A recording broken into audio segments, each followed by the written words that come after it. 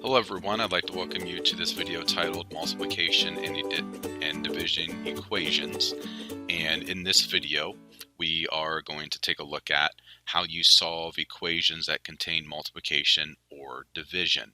Now, you'll need to get out your Go Math book and turn to page 311, get out your math journal and a pencil.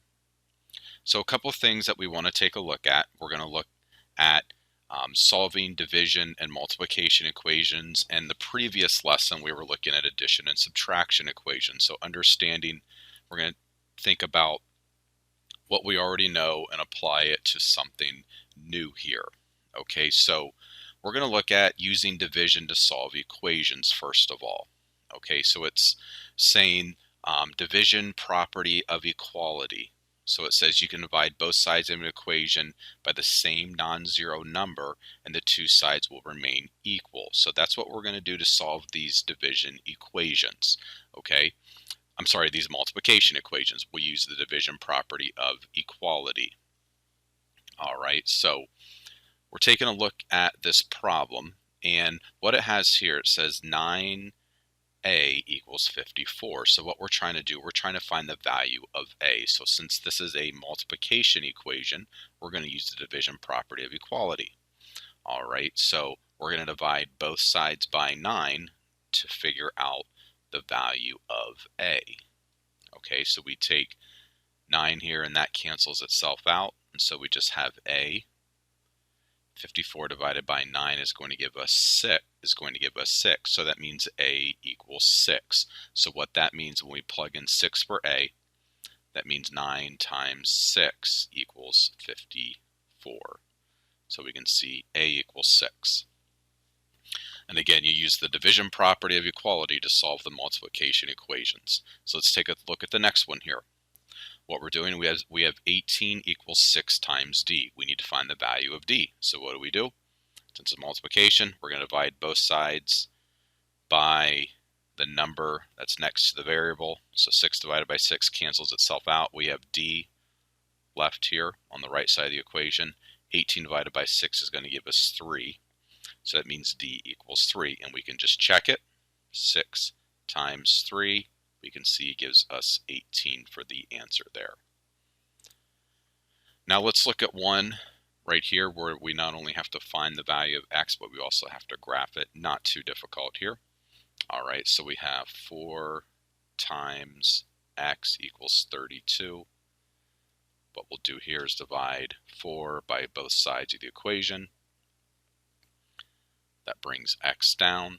32 divided by 4 is going to give us 8. So we know x equals 8. Then when we graph the solution, we just plot our point right here on the number line. So that's taking a look at multiplication equations. Now we're going to look at division equations. And you guessed it, we're going to use the multiplication property of equality to solve the division equations.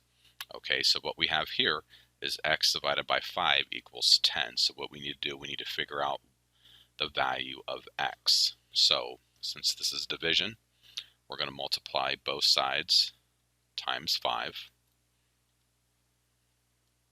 This cancels the 5 out, just has the x left. And we have x times 5 equals 50 for our answer there. So that means 50 divided by 5 will give us 10 for our answer. So again, use the multiplication property of equality with division equations. Next one, we'll take a look at what number divided by 2 is going to give us 15. So again, using the multiplication property of equality, multiply both sides of the equation by 2. That's going to give us that will cancel out the 2, and we'll just have r left. 2 times 15 will give us 30. So the value of r is 30. So in other words, 30 divided by 2 gives us 15. Now let's look at how we can graph this problem. So we have a certain number divided by 3 equals 3. So let's write this out. X divided by 3 equals 3. So again, we'll multiply both sides of the equation by 3. Use that multiplication property of equality. That cancels the x out. All right, so x equals 9 there. And we know 9 divided by 3 does give us 3, so x equals 9. And we can plot our point right there on our number line. So that is how you solve multiplication and division equations. Now let's take a look at some story problems that are in our book. All right, and you can find this story problem on page 315. So in this problem we can see it says Roberto is dividing his baseball cards equally among himself, his brother, and his 3 friends. Roberto is left with 9 cards. How many cards did Roberto give away? It says write an equation to solve the problem. So we got to first of all think about how many people are receiving cards. It's easy to look at this and say, okay, 3 friends and that's it. But remember, it's saying himself, his brother, and his 3 friends. So it's a total of 5 people.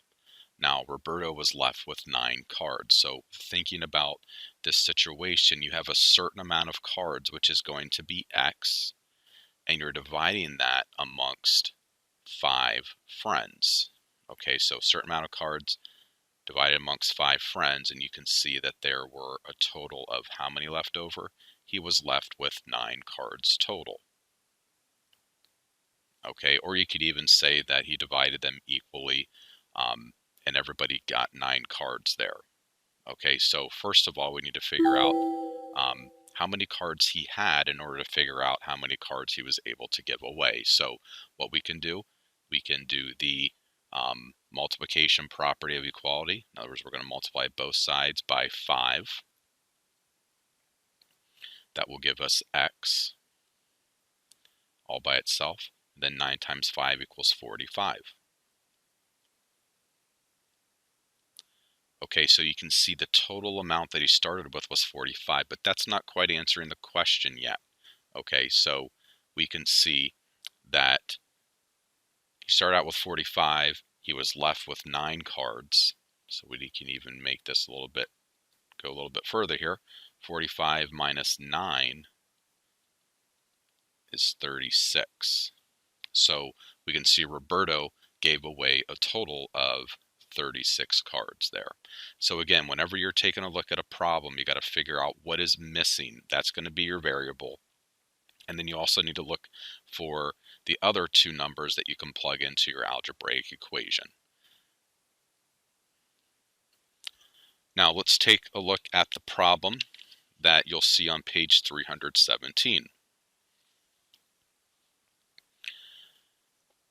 And it's number 7 on 317 in your Go Math book. It says George baked cookies for his math class's end of the year party. Oh, what a fun party. There are 28 people in George's math class, including George and his teacher.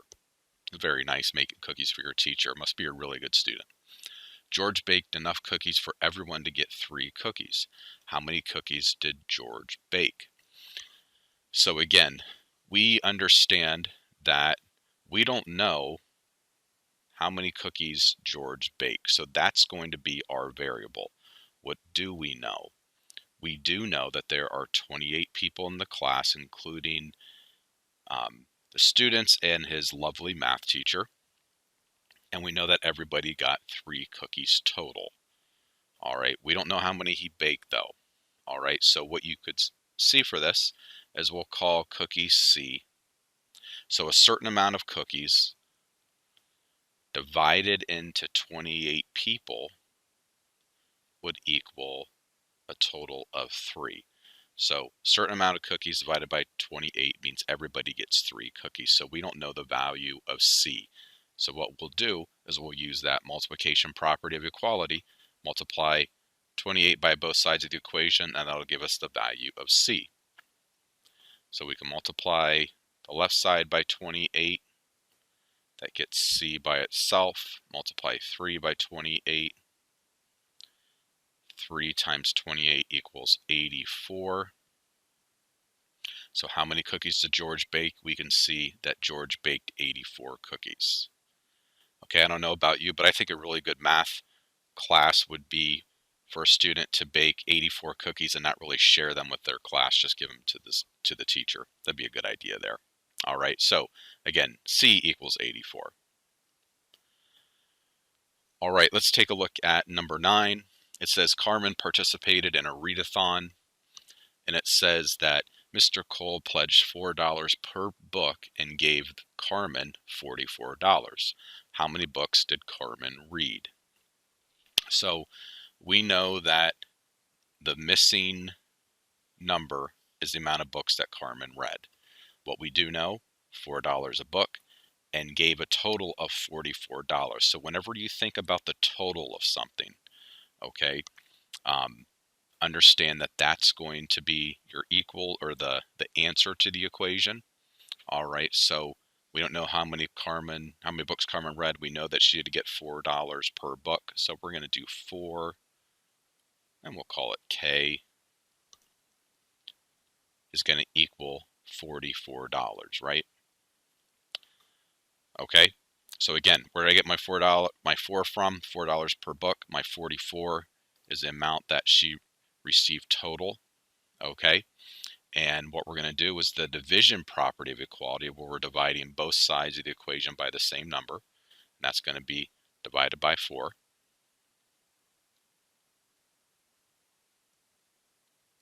That's going to get K all by itself. 44 divided by 4 is 11. Okay, so that we know, we can see that K equals 11. K was how many books did Carmen read? So 11 books total. So we know that 4 times 11 equals 44. So if you ever want to check out your value of the variable, just plug it into the math problem and you'll be able to see that pretty easily there. Okay, let's take a look at number 10. It says Lee drove 420 miles. All right, so whenever you see a total amount of something, that's going to be the answer. Use 15 gallons of gasoline.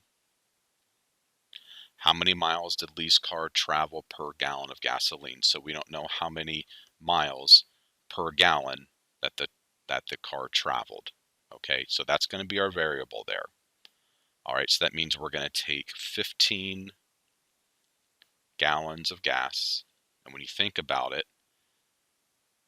it's going to be multiplied by a certain amount of miles, and that's going to equal 420 miles total. All right, so we're trying to figure out how many miles per gallon of gasoline. All right, so again, this is a multiplication problem. We're going to do the division property of equality. And that's a 15, by the way. That'll bring M down all by itself. And then we take 420 divided by 15, and that's going to give you 28 miles to the gallon. Okay, not too bad. 28 miles to the gallon for the car that Lee drove there. Now, the final thing we're going to take a look at is just figuring out, you've been given the algebraic expression, and then you want to write a real world problem to solve the equation. All right, now you can see these steps on page 315 in your Go Math book. So I'm going to read right from that. All right, so it first of all says 8x equals 72. So we know that's a multiplication problem. So it says step 1, examine each part of the equation. X is the unknown value you want to find. So when you're writing a real world problem, you would leave that value out of the problem there. So we know that 8 something times 8 is going to equal 72. All right, so the real world situation that involves multiplying two quantities. We know that's a multiplication problem. So here's an example of one. A hot air balloon flew 8 miles per hour. Write and solve a multiplication equation to find out how many hours the balloon traveled if it covered a distance of 72 miles. Okay, so that's what that would represent. So 8 miles an hour times a certain amount of miles would give you 72. Okay, so you could see that 8x equals 72 comes right from this problem here. And when you use the division property of equality, you can see that x would equal 9 there. So the balloon traveled for 9 total hours. How would we know that? We can plug it right in. 8 times 9 hours would give you 72. So that's how you would take an algebraic equation and write a real world problem to represent that. So this concludes the video on multiplication and division equations. If you have any questions about this concept, please come and see me.